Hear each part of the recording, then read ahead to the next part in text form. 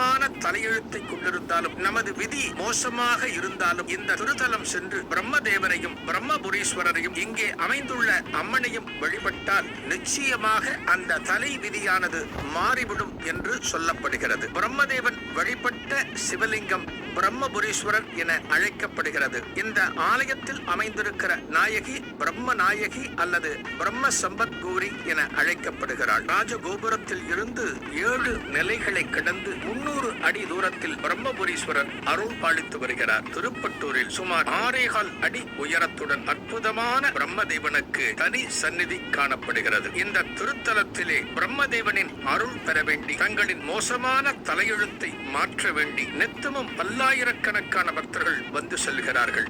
பிரம்மா ஏன் பிரபஞ்சத்தின் படைப்பாளர் என்று தெரியுமா?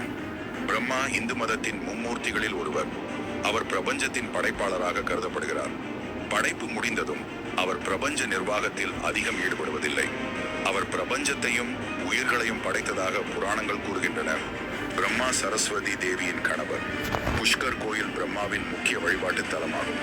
பிரம்மாவுக்கு தனிப்பட்ட முறையில் பெரிய பண்டிகைகள் இல்லை. ஆனால் அவர் மும்மூர்த்திகளுடன் சேர்த்து வணங்கப்படுகிறார். பிரம்மா 4 முகங்களுடன் காட்சி அளிக்கிறார். இது 4 வேதங்களையும் குறிக்கிறது. அவர் தாமரையில் அமர்ந்திருக்கிறார். அவர் ஹம்ச வாகனத்தில் பயணம் செய்கிறார். அவர் ராஜோ குணத்தின் அதிபதியாக வணங்கப்படுகிறார். பொய் சொன்னதால் அவருக்கு வழிபாடு இல்லாமல் போனது என்றும் கூறப்படுகிறது. பிரம்மா ஏன் குறைவாக வணங்கப்படுகிறார் என்று நினைக்கிறீர்கள்? கமெண்ட் பகுதியில் பதிவிடுங்கள்.